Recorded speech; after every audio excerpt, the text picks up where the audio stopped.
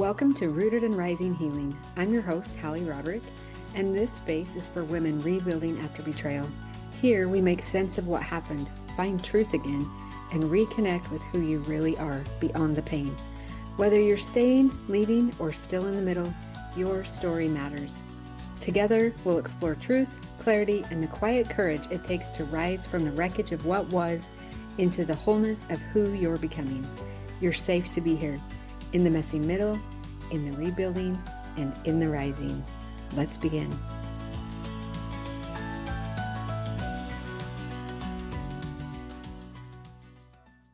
If you're a mom or a daughter and you've ever felt that quiet desire for deeper connection between you, but you don't want it to feel forced or uncomfortable, I want to invite you into something really special. It's called Becoming Together, a mother-daughter retreat in Sedona, Arizona, happening September 8th through the 12th, that I'm hosting alongside my own daughters. This experience is really close to our hearts because we understand that every mother-daughter relationship is unique and it's not always perfect.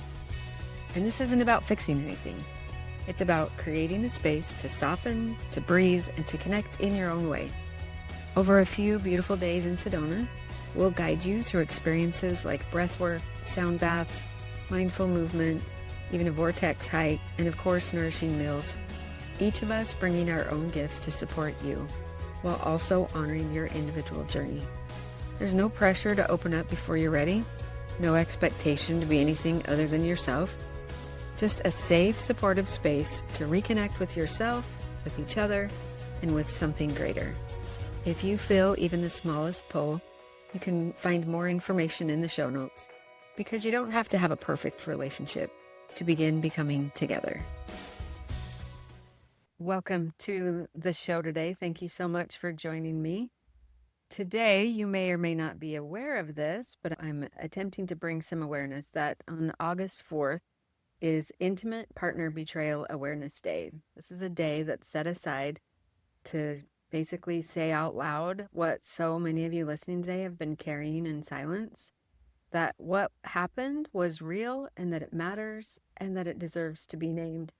And today I'm sitting down with Andrea Rogers, who is a board-certified coach and certified partner coach through the APSATS organization, Brainspotting practitioner, and founder of Fully Alive Coaching. And Andrea, thank you for being here with me and talking about this important topic. Thank you so much for having me. Yeah, so I was telling you before we started this that as I got thinking about it, I don't actually know how I feel about a day being named around one of the most painful things in my life. And I'm okay with it, but I'm still like, oh, do I want this to be honored? And at the same time, man, it does deserve to be named.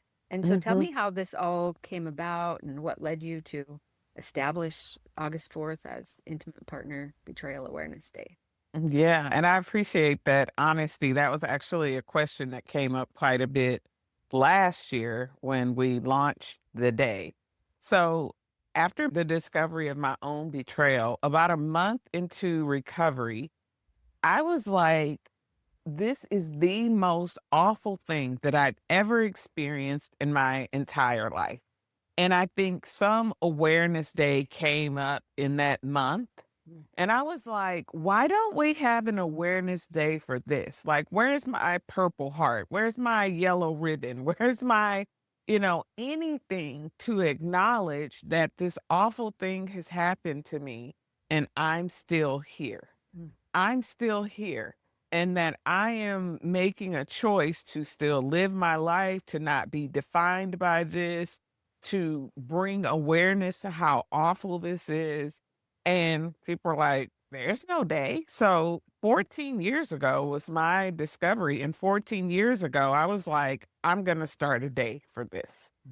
And so I thought I had to get like some national proclamation or something, right? This is like really big. And so I was Googling how to start a day, and it was like, you have to get with the senator. And I was like, okay, I can't do all this, right? I'm a mom of four, homeschooling my kids, going through recovery. And so I kind of put it on the back burner until last year. Lynn Cherry approached me. Some people may know Lynn from A Fair Recovery. She approached me and she was talking about her day, and she was like, you said you wanted to start a day. Do you want to take the reins and run with this? And I was like, absolutely.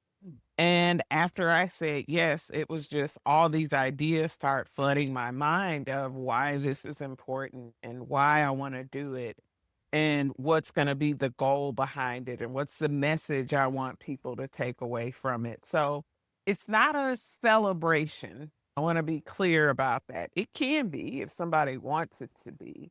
But the idea is three things. One is awareness.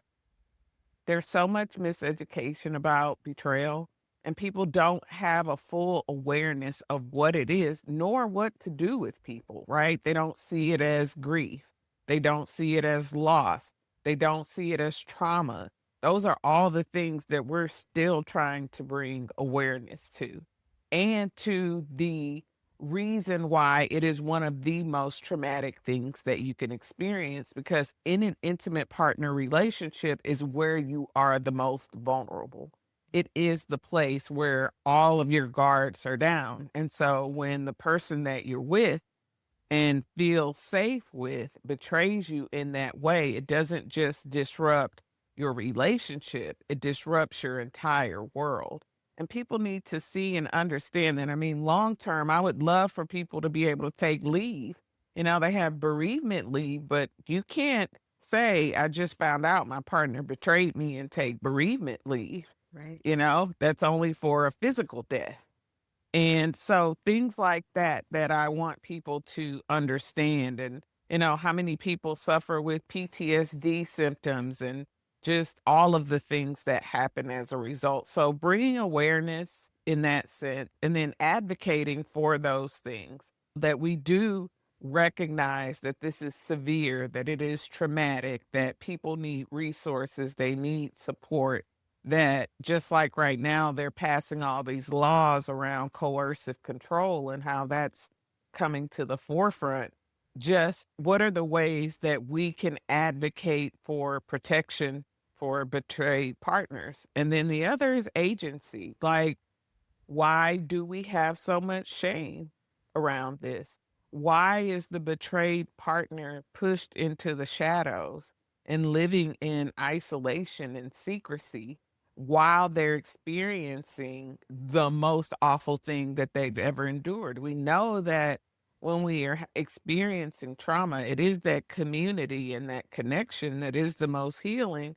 But betrayed partners don't get that. You can't go on Facebook and say, like, hey, my husband cheated on me or my wife cheated on me, right? Like you can when somebody dies. And so there's a lot of isolation in the midst of all of that grief. Mm. So true. I think that's one of the most painful parts of this journey. Mhm. It's true. When you have either like a physical injury or an illness that people know about or a death, people are showing up, bringing you dinner and helping you Yeah. clean your house and picking up the pieces with your kids and taking them to soccer and all that stuff. And with this, it's so isolating and such a lonely journey. And oftentimes people don't feel like they have safe people to share with, Yes. or they do share and find out that maybe you shouldn't have because it wasn't that helpful. And Hmm. so it's an isolating and lonely journey to Yeah. be walking. And so I love that explanation. And I can hear your passion behind it. When you find a mission or you find a purpose, it seems like the momentum just starts Yeah. flowing, and doors are opened and paths are paved for you to make your mission happen. So I'm excited for you to be doing this and appreciate that we're bringing more awareness to this. Yeah. When I was a kid, of all the things I dreamt of, starting an intimate partner betrayal awareness day was not one of them. So, I you say that a know, lot in my groups when a new woman comes in. I'm like, I'm so glad that you found us, and I'm so sorry that you're here. Nobody yeah, said, oh, when I grow up, I want to be part of that women's group or that that's men's group. right. Nobody's aspiring to have the title of betrayed partner in their life. Hmm. Hmm. Can we talk a little bit about some of the aspects of betrayal trauma and just kind Hmm. of validate the reality of some of it? Because I'm imagining, as I was listening to you talk, I was thinking about maybe the listeners who haven't reached out and got support yet, and maybe are listening to podcasts and reading books, but or just still understanding the language of it. And I think that, at least for me in my own journey, when I started hearing words that were making sense of what I was experiencing, I was Mm-hmm. like, oh, okay, this is the thing. I'm not crazy. There's not something wrong with me. This is a natural response to the thing that has happened. So, can we talk a little bit about that for people who might be listening and going, okay, let me learn more? What are some of the common impacts of betrayal on a partner?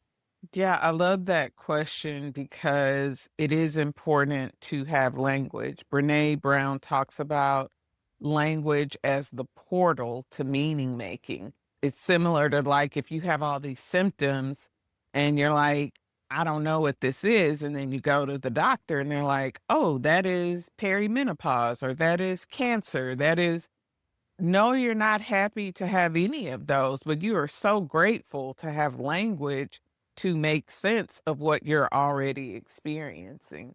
And so having a name for it empowers people then to go and get the help that they need. And so I want to share the definition of intimate partner betrayal and talk about all of what it includes because sometimes we hear people say, well, they didn't have an actual affair.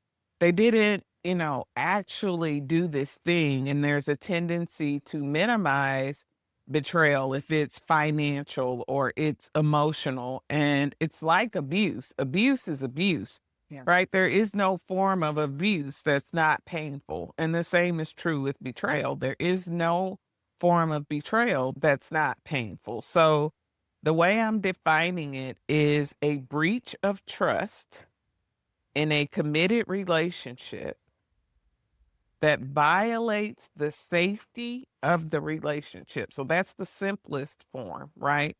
But I'm also calling it a form of relational abuse Mhm. in which one partner repeatedly violates the trust, the emotional safety, or the mutual agreements or expectations, and that's whether they're spoken or unspoken, of a committed relationship through deception, through secrecy, or disloyalty. So this would include sexual infidelity, emotional deception, financial dishonesty, spiritual manipulation, and repeated breaches of trust that result in significant emotional and psychological harm to the betrayed partner. Mm, that's so good. If you're listening, back that up a minute and re listen to that definition again.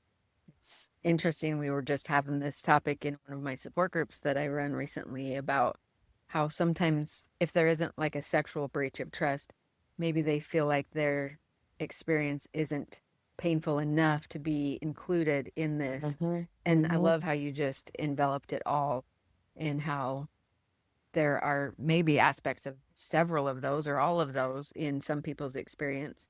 And even just one of them can constitute as intimate partner betrayal. Yes. So that's I've created a wheel like the power and control wheel. Mhm. I created a infidelity wheel and it lists all of the different types of infidelity or betrayal that exist and defines them so that again people have language. They can look at this and say check, check, check, check because I haven't met a betrayed partner who just accepts like, wow, I'm a victim of this thing happening to me. There's a lot of self-doubt and self-blame and questioning and do I get to be upset about this? Is this big enough for me to make a stink about? Oh, he's liking pictures on Instagram or she's calling somebody a work husband. How do I deal with that? And so I want people to be empowered to name, yes, this is that, and it is harmful, and I am hurt by it. Mhm. I was happy to hear you use the word abuse in there, but I've heard as far as abuse, one of the things that defines abuse is something that happens without a person's consent. Mhm. There's so much secrecy and deception and manipulation that betrayed partners aren't consenting to this act outside of the relationship, whether it be financial, and anything without consent is considered abuse. And Mhm. I think it's important to name it what it is, even for the betrayers. who are trying to make amends and rebuild trust and step into a healthier place, I think it's important to look at the reality of what we're dealing with here, the impact of all of that. Yeah. And that people really struggle and want to push back against, we call it the A word, right? Mhm. Abuse. And because it's like, well, I'm not an abuser. Well, we haven't labeled you as an abuser, but are you participating in things that are abusive?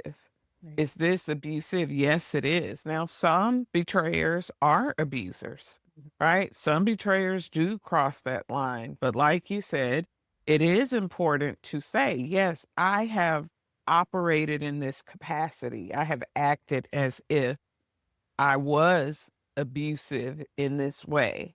And that ownership goes a long way in making amends and building safety and trust with the betrayed partner. Yeah. And I think it's hard if you're not acknowledging it for what it is to fully take amends and fully step into repair in that way. Yes. So, Yes.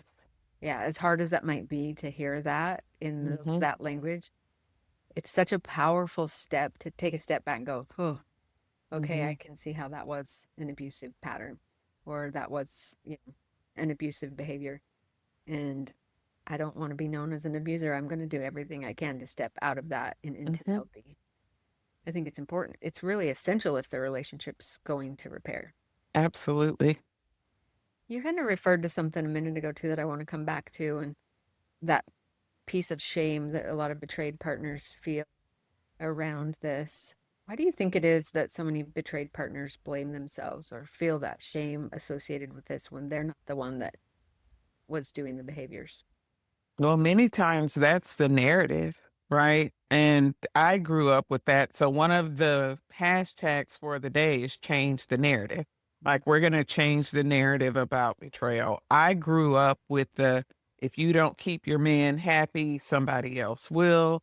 It's your job to satisfy your husband's needs. If somebody betrays you, what were you doing? And that's the message in the media. A partner is betrayed and it's like, oh, what was going on at home? They must not have been happy. There had to have been signs. So all of this victim blaming that comes, oh, you were stupid. You had to know. I mean, I'm constantly engaging with people on social media. There's no way you didn't know.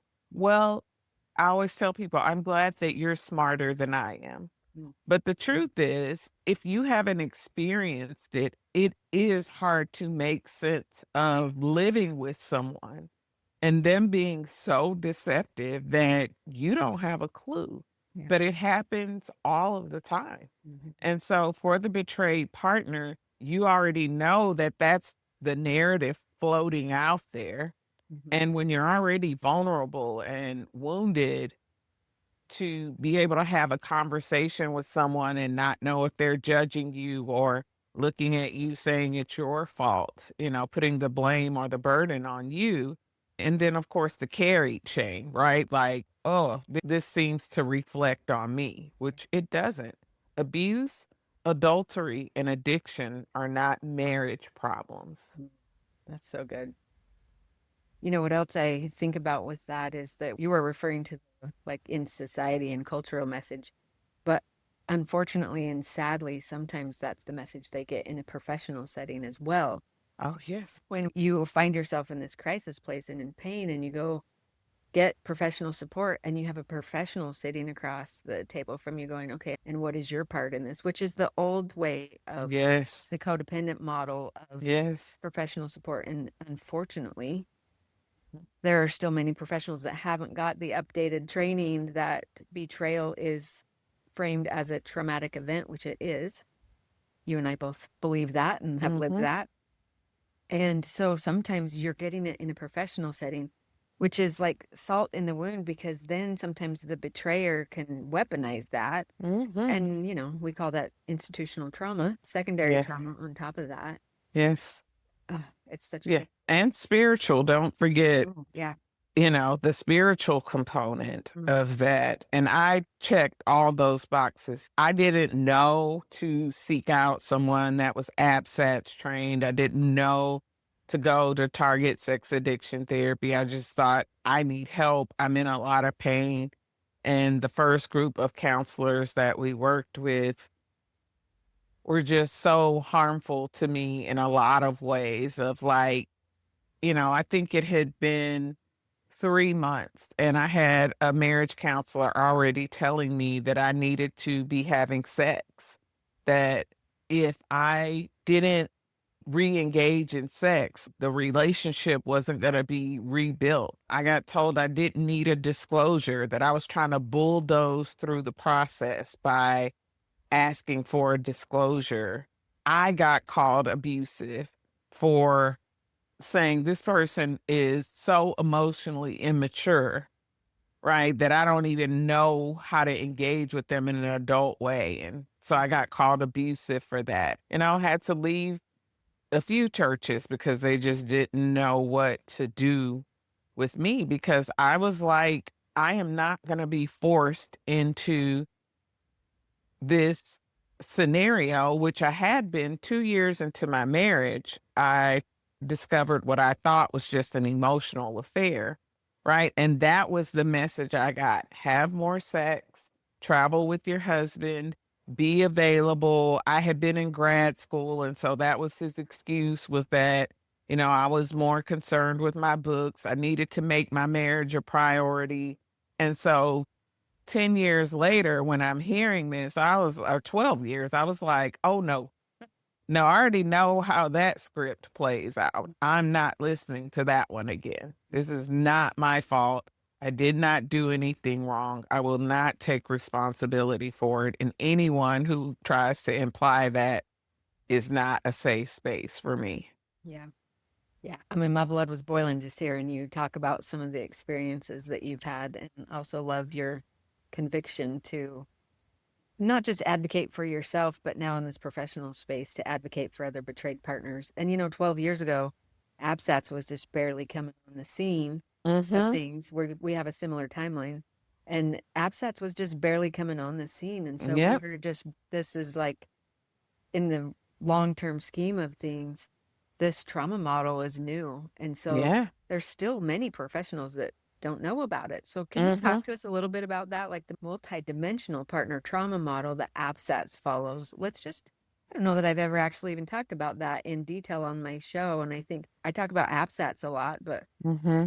let's just dig into maybe the multidimensional partner trauma model. What makes that different in how we support betrayed partners, but also relationships who are attempting to repair after this? Yeah. So Barb Steffens was championing this cause, which I love. I tell her all the time, I can't imagine how many bumps and bruises she endured in trying to change this narrative from this co-addict model, and, that you're a part of the problem, stay on your side of the street, and shifting the narrative to, no, this is a trauma. So that's where ABSATS really entered into the space. And she based it on Judith Herman's book, Trauma and Recovery. And in that book, Judith Herman talks about the 3 stages of healing from trauma. And the first stage is safety and stability. So in a recovery model for ABSATS, that looks like learning to set boundaries, having a disclosure, making sure there's physical safety, having the partner develop a safety plan, doing all the things to make sure that there's enough safety and stability, restoring agency, right? This is where we give the partner the power to say and ask for what they need. And we intentionally create this power imbalance because it's existed to the betraying partner's benefit. And so we need to shift that for a little bit and give the betrayed partner the power and restore that agency back to them. So that's phase one. And then phase two is the grief and mourning. And that's where we really get into what's the impact of this, what has been lost, what's the narrative that you're fully coming to understand because you realize you've been living a lie. It felt true for you, but there were parts of your story that were hidden from you. And so, how does that impact you? What's the grief around that? How do you really want to metabolize that and start to move from that like victim place to some empowerment around, I get to tell my story. I get to be in charge of this narrative. It's no longer just about what happened to me, right? But now I get to put all the pieces together. And then after the grief and mourning, and if you're staying together, it's developing a shared narrative. Like, how do we talk about this? What do we tell? Who do we tell? And then moving into that third stage, which is like reimagining what's next or future. And then in that phase, you're going to be doing some probably family of origin work. Like, has betrayal been a part of your story before?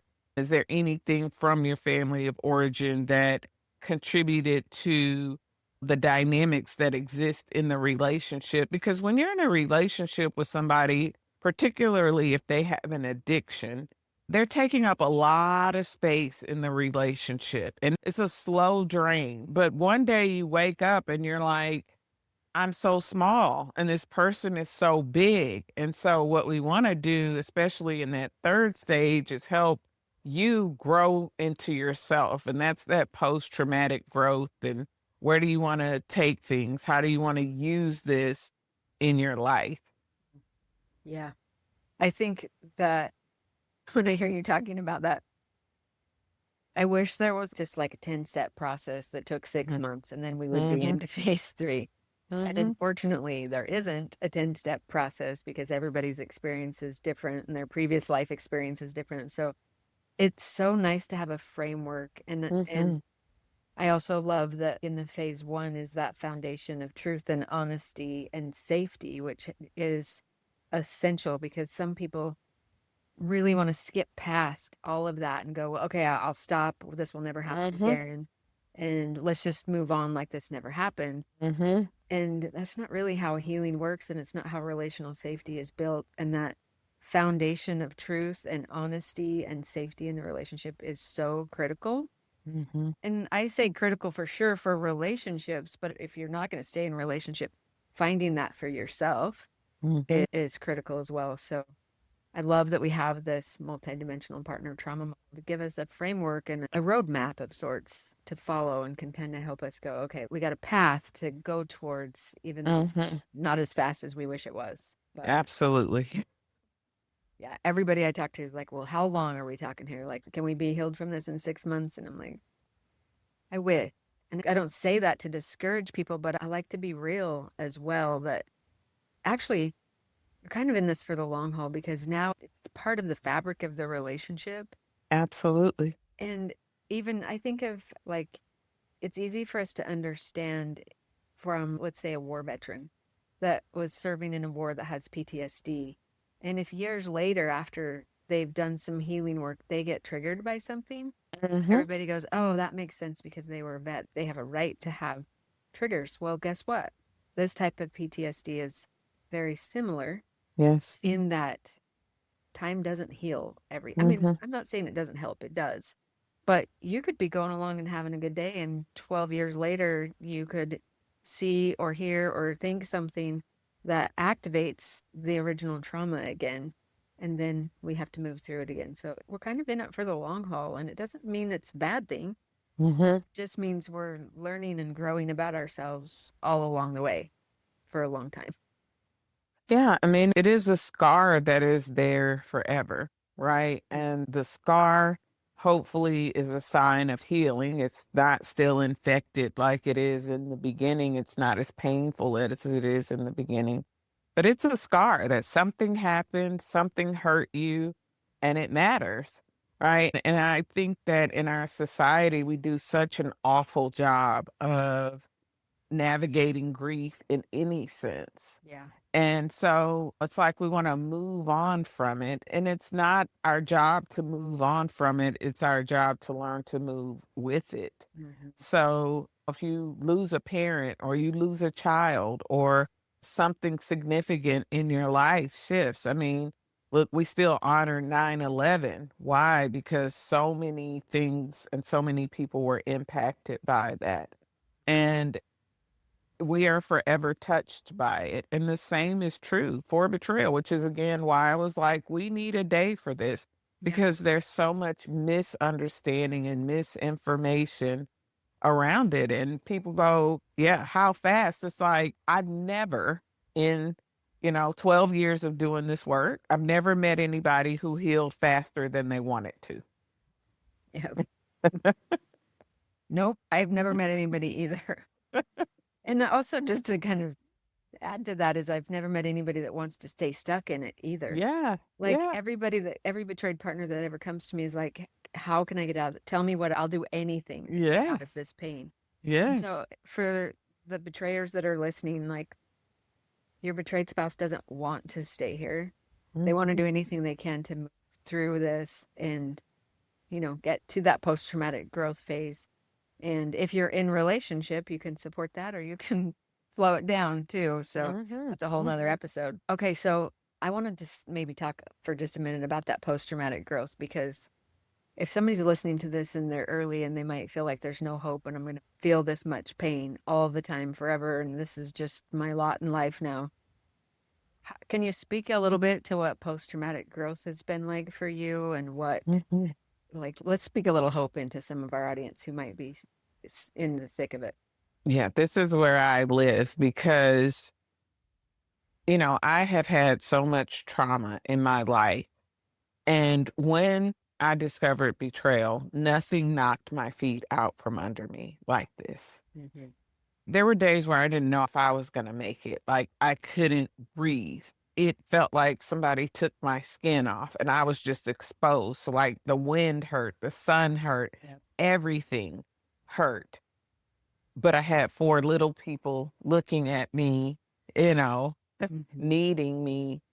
And I made a promise to myself. And at the time, it was just out of like ignorance in a good way, right? I didn't know what I was saying, but it turned out to be good. I said, I don't know what's going to happen to this relationship, but I know that I'm going to come out better on the other side. So that's a promise that I made to myself.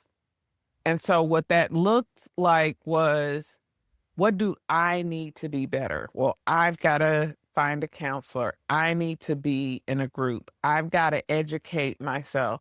I need to show up for my kids. And what's going to allow me to do all these things, right? And so I have to create systems that support me in that. So that meant I wasn't trying to keep the secret. I had to tell people so that I could get some help. And there weren't a lot of safe people for me. Most of the safe people who supported me in my journey were people I didn't even know. I met them in my support group, which is why I'm such a fan of support groups. And I say you have to kill your inner nice girl or nice guy. She's going to keep you stuck or he's going to keep you stuck, right? You have to get to the place where you are putting your oxygen mask on first. Yeah. Because you're not going to be any good to anyone else. And then in the process, I fully believe that things are working for our good, that we are here to continue to grow and to heal. And as things are working for our good, I talk about how do you find the gems, right? And I did a whole talk about how they mine diamonds. Diamonds are always in dark spaces, in caves. They got to blow the whole thing up. It's in a lump of coal. It has to go through this whole process. And that's how this is. I talk about poop a lot. And reading this book, Albert Einstein said every dung heap has flowers. Really? And so it's like, here's this big dung heap, this big pile of poop that's dumped on your life. But poop is also fertilizer, right? So you mix it with some stuff and you lay it down and it grows flowers and crops and all of this. And so how do you want to fertilize this, right? In the beginning, that might just be all of your tears. You're just letting the grief come out, not trying to hold it in, not trying to be perfect. Nobody gets a grade on their recovery. Nobody gets a gold star at the end. And so it's giving yourself permission to be human. And then finding other people who can shake their head and say, I get it. Me too. Yes, that is awful. And validate you and kind of help you heal those wounds until you can stand on your own 2 feet again.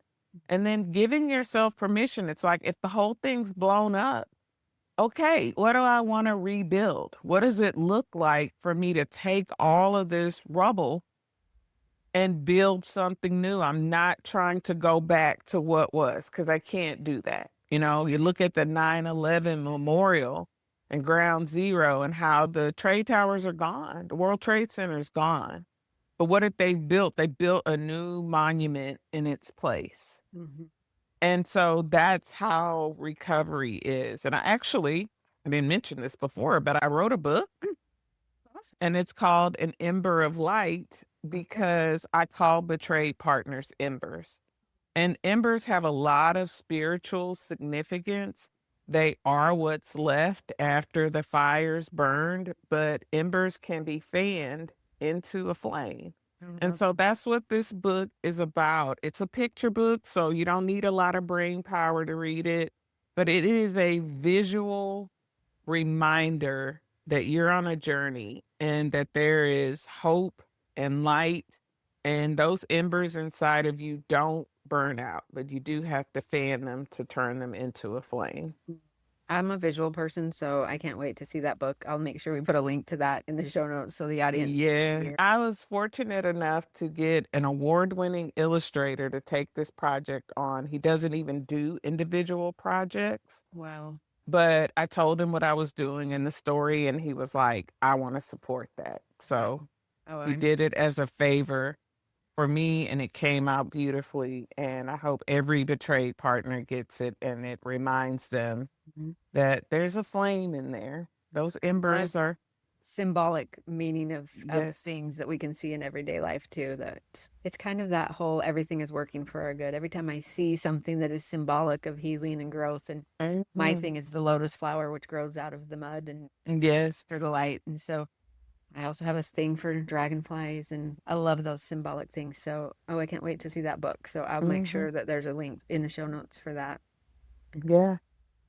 Okay, I love all of this. I also would just kind of echo what you said, that I've often said I would never ever want to walk through what I've been through to learn the things I have about myself, but I also wouldn't go back to who I was before. Mhm. So I wish there would have been an easier way to do all of that work. And it's continued. I'm not where I don't know when the healing ends. I'm not sure that it does, but I love the version of who I've become today, and I wouldn't go back to who I was before all of this. And so I hate to use the word grateful. I'm grateful for the growth Yes. that has come through the most difficult trial of my life. Absolutely. I mean, my marriage did not survive. I was left destitute with 4 little children, and after staying home for 14 years and homeschooling, had to quickly figure out a way for us to live and survive. And so it hasn't been an easy journey by any stretch of the imagination. But just like you said, and I kept my promise to myself, right? This version of me I love. Yeah. This boundary setting, You you can know? say it. I'm thinking the word boundary setting badass that you are Yes, today. exactly. You are. Yes. And, I'm on fire. Like, I never would have picked as my mission. Right. But when I see one partner who says, oh my God, you just named everything that I'm experiencing, or you just gave me language, or when I'm on social media and people say, thank you so much for bringing awareness to this, like you give me hope. That's what I want. I want people to have hope. This is one of the worst things you can experience, but if you allow the process to do like the diamond, right? Purify, refine, you can shine bright. It doesn't mean it's all butterflies and roses. I'm not going to romanticize it, but there is the potential for life to be so much better on the other side. I appreciate you sharing that too about your relationship not surviving, because I think sometimes the fear of, oh my gosh, will I be okay if I Mhm. leave and I've got these kids, and how am I going to do this? And what I've seen as I've supported, and I'm still in my relationship and also wouldn't go back to the version of our relationship that we were before either. But as I've supported women who have chosen to leave, I have seen what I can only describe as like miracles, doors open, people placed in their path. I remember one client who the finances had been cut off and her husband, I mean, she didn't have access to the finances. She called her sister and said, "Can you take me to Costco and get some groceries?" Mhm. And she gets up to the checkout line, and at the checkout, the bill was like $79.87 or something. And the cashier says, "Oh, you have a credit on your account of $81. Did you want to use that today?" And it was like almost to the dollar of exactly what she needed. Mhm. And I'm like, okay, that's just a straight up, I call them God nods and Mhm. miracles. And I've seen it with every client that I've supported that has chosen to leave, that there is a way. Yes. And it may not feel like it in the moment, and it might be really scary, and it's possible. And so I appreciate you being a living witness of that and a living example of that. So, Mhm. Mhm. okay, so if there's a betrayed partner hearing this today and August 4th is coming up, or maybe they listen to it after August 4th, but what do you envision August 4th to look like for those that are honoring this day? Yeah. So we've got activities planned. We'll be on live all day on August 4th, and you can go to the website IPB Awareness. That's Intimate Partner Betrayal Awareness, but it's IPBawareness.org. There's a survey on there you can take that allows you to share your own vision for the day. We're going to be telling partner stories. We're going to have different professionals on so people can engage in that way. We're partnering with Tiff's Treats because August 4th also happens to be National Chocolate Chip Cookie Day. And so they have It's given us appropriate. they've given us a coupon code because last year this grew organically, but betraying partners were like, "Oh, I want to honor my partner." So they sent flowers, they took them to dinner, they sent cards. So we're working on like greeting cards. There's a candle that's being developed especially for the day. So people can get cookies and buy the candle and, gather together, wear orange. The colors of the day are orange and blue and gold. And so whatever combination of that people want to wear, they can do that. Last year, people gathered with their girlfriends or guy friends, you know, communities of betrayed partners. We're going to have a moment of silence at 8:04 Central Time in the morning and at night. And so we're just going to be continuing to hopefully get this to grow and have some in-person gatherings in the future, but really have people come together and just be seen. Yeah. Like, it's so sad to see people walk under that cloak of shame and isolation and knowing that community is such a part of healing. I wanna create that. I often say healing happens when your pain is witnessed, and this is Yeah, what a beautiful way to witness the pain, yeah, those yeah. journeys. So, okay, well, thank you so much for coming and talking more about this. If you're listening and you want more information, you can check the show notes and go to that website. I hope this has helped you feel seen and feel heard if this is part of your experience. And Andrea, I feel like we should be friends outside of this. So Absolutely, we might need to connect again. So this has been absolutely. a fun conversation, and I appreciate you being a guest. And if you're listening and this is hit home for you, please share it with the people in your circles that might also want to be aware of this. Leave us a comment and rate the show. Love to have you be part of this community. So, Andrea, thank you. Thank you. All right, we'll see y'all next week. Thank you for being here with me inside Rooted and Rising Healing. Remember, healing isn't a destination, it's a returning to your truth, to your voice, to the woman you were always meant to be. You have the power to rise at your own pace, in your own way. And when it feels hard, just come back to your breath and remind yourself, still I rise. If this episode spoke to you, I'd love if you shared it with another sister on the journey. And until next time, stay rooted, stay rising. You've got this.